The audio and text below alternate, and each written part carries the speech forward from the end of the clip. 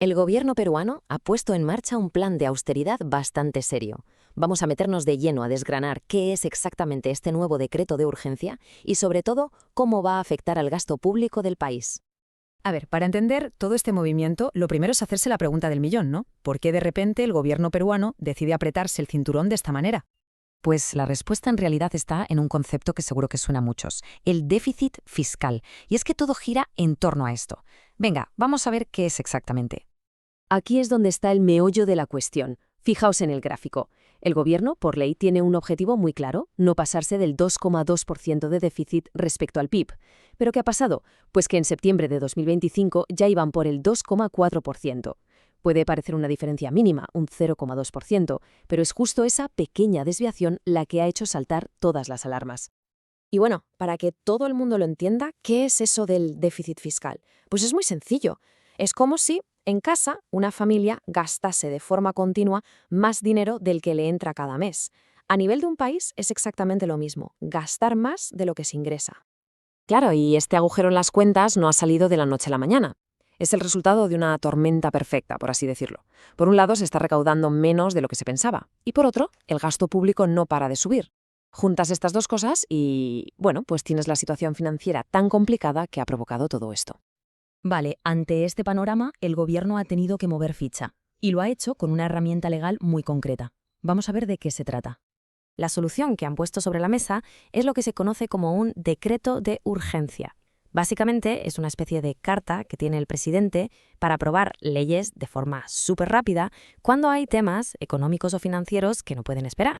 Y el objetivo, como se puede leer, no puede ser más directo. Se trata de meter la tijera, de ser más eficientes con el dinero público para, en definitiva, volver a la senda correcta y cumplir con las normas fiscales que se habían marcado para 2025. Poner orden, vamos. Muy bien, pero ¿dónde se va a recortar exactamente? ¿A qué afecta todo esto? Pues el decreto va directo a varias áreas muy específicas del gasto del gobierno. Pues lo primero que se hace es ponerle un freno de mano a las transferencias de dinero entre organismos públicos. A partir de la publicación del decreto, solo hay una ventana de 7 días para aprobarlas. Pasado ese plazo, se acabó. Es una forma de cortar de raíz esos gastos de última hora que a veces se hacen a final de año. Eso sí, y esto es importante, hay excepciones. Se deja fuera de esta regla tan estricta a servicios que se consideran esenciales. Hablamos de las pensiones de militares y policías o del seguro de salud público, por ejemplo. Ahí no se toca. Y aquí viene uno de los puntos fuertes del decreto.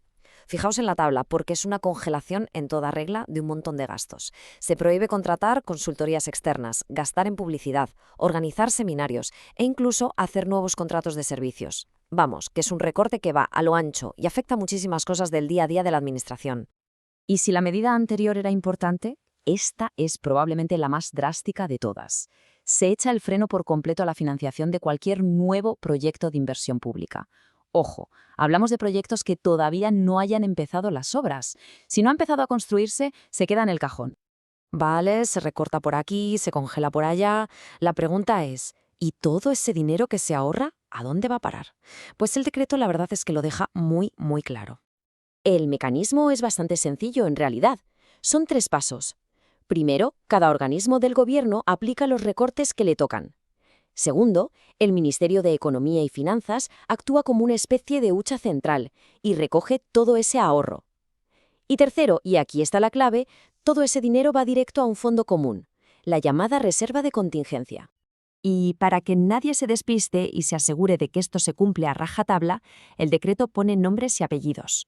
La responsabilidad de aplicar estas medidas recae directamente sobre los jefes, los directores de cada entidad pública. Así que no hay excusas. Una cosa muy importante a tener en cuenta es que todo esto tiene fecha de caducidad. No estamos hablando de recortes permanentes. El decreto es clarísimo. Estas medidas de austeridad estarán vigentes solo hasta el 31 de diciembre de 2025. Es, por tanto, una solución de choque para cerrar el año fiscal en curso. Llegados a este punto, la gran pregunta es, ¿para qué todo este esfuerzo? ¿Cuál es el objetivo de fondo de todas estas medidas tan estrictas? Pues la respuesta la encontramos en el propio decreto. El fin último es preservar la sostenibilidad fiscal. Y esto, que suena un poco técnico, es en realidad uno de los cimientos de la economía de un país. Es lo que le da estabilidad macroeconómica y, sobre todo, credibilidad de cara al exterior. La lógica que hay detrás de este apretón de cinturón es bastante directa. Si se controla el déficit ahora, es como tener unas finanzas saneadas en casa. El banco te mira con mejores ojos. Para un país esto significa conseguir crédito más barato y pagar menos intereses por su deuda. Y a la larga, ¿qué supone eso? Pues que queda más dinero disponible para invertir en lo que de verdad importa, como la sanidad, la educación o las infraestructuras.